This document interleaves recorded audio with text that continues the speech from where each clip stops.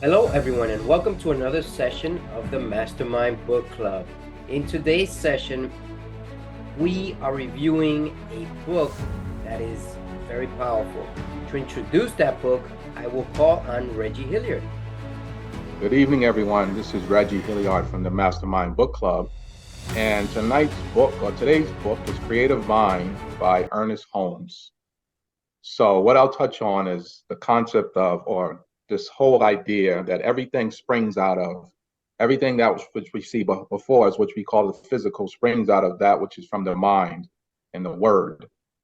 And you don't even have to do anything in terms of from your vantage point or from your standpoint, other than to just say the word, use the word, say the thought, use the thought, and that's it. You don't have to add anything else. It's really all manifestation from those two things, word and thought. Word and thought. Man thinks that they have, human thinks that he or she or whomever has the ability to create from that which is the mind and the thought, but really the mind and the thought doesn't need your intervention because everything is already in those in the mind and the thought, and it's essentially seeds. These are seeds. No, not unlike a seed, like an acorn that has the oak tree inside of it, not unlike any other seed, a fruit seed that has the fruit inside of it.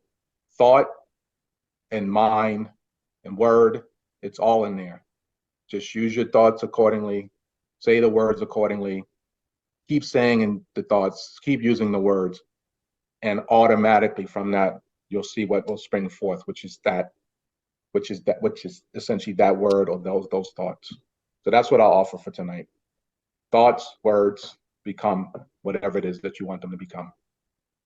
Yes, and thinking about what Reggie just said, I think about the Bible verse that says, "In the beginning was the Word, and the Word was with God, and and then the Word dwelled among, it became flesh and dwelt among us." So it's saying that some of the things that that we should be careful. And this has a lot to do with a lot of books that we have already read. Be careful of what we're thinking, be mindful rather, because our thoughts are creative. And whenever we concentrate on something, sooner or later it will materialize because thoughts become things.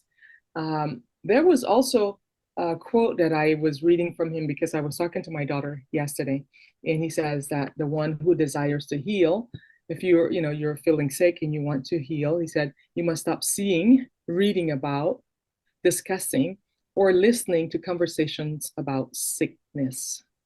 So just it goes right back again to mindfulness about what we allow to come into our minds and our thoughts. It says there's no way under the sun except as we let go that which we do not desire and take that which we wish to have. And another one that kind of like stuck out to me, it was like, don't go around asking people, patients, friends, perhaps, how are you feeling today? Instead, ask them questions like, what are you thinking, or how are you thinking today? Because that will determine necessarily their state and how they're feeling at the moment. So this book was just really amazing to me. I just love, love, love reading books like this. They're so empowering. I think about if I were, when I was growing up, I wish I had heard things like this before. And this was not just something that I'm learning now that I got older, but better late than never. And so, very interesting and got me really mindful, this week of just thinking, okay, what am I thinking about such and such right now? Am I like on the negative plane?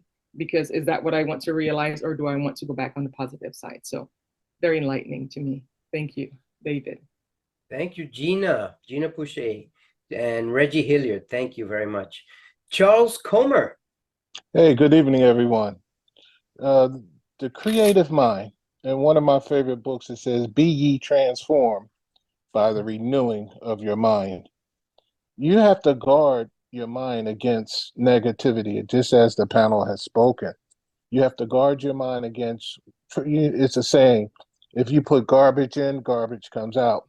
You put positive in, positive comes out. So your mind is the key to your ideas. It's the key to you going from, I guess, one level to another level. In the creative mind, you have to uh, take your thoughts and ideas, and this is the place where you go where they come together.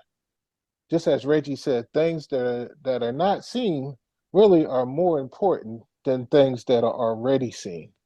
What you see is really comes from something that's not seen.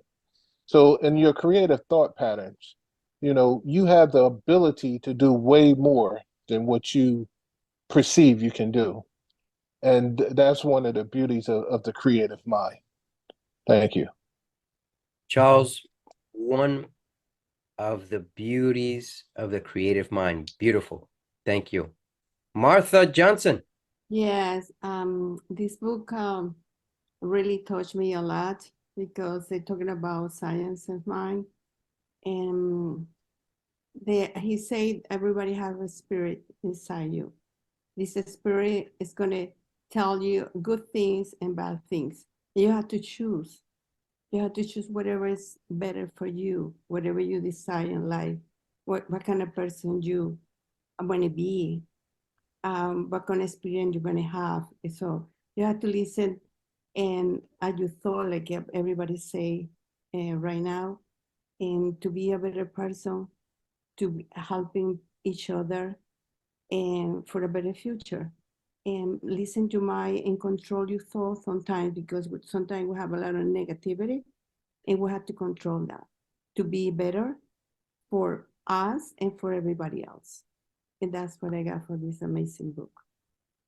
Martha Johnson, thank you. And that is true. We can be more amazing. Creative Mind by Ernest Holmes. I like this book. Very short, sweet, simple, and easy to go over and over, just like some of our members here went over 4 times, right, Reggie? And the reality is books should be interesting enough that you pick them up over and over again. Very simple. Creative mind. Whatever you feed it, that's what you produce. Most people in the world will feed it, I'm too overweight, I'm too slow, I'm too old, I can't do that, that's too much, I'm done, or I'm going to die, I'm going to die, I'm going to die. Have you ever heard of any of these? People commit suicide because of their creative mind if they're not careful. People limit themselves if they're not careful. When I was 12, I remember telling myself in the summer, around this time, I usually get sick. Bam, I was sick within a week. Creative mind, creative thoughts. And I didn't figure that out until maybe 13 or so, when one of my counselors said, why are you telling yourself you want to be sick? And all of a sudden you're sick. And then the director found out, and then that was it. He told me, why? What would I gain? It's not about why am I telling myself to be sick. It's what am I going to gain from thinking that way? Nothing. Bad. Most people who get sick can get out of being sick just by thinking the right thoughts. Creative mind, creative cells, creative body, creative spirit. One last thing I want to leave you with, as Reggie and Jean, I believe, said, you can be very wealthy, you can be very successful, and it all starts in the mind, in the brain. But what do you need? If you ask the right questions, you'll get the right answers eventually. Eventually. What do I mean by this? Well, what do you gain from thinking of negative thoughts? Exactly that. So I'm going to leave it at that, because there's many other ways to look at this, but very important book. And I believe, I may be wrong, but we all highly recommend this book. This is the Mastermind Book Club signing off until next week, where we'll review another empowering book. Take care.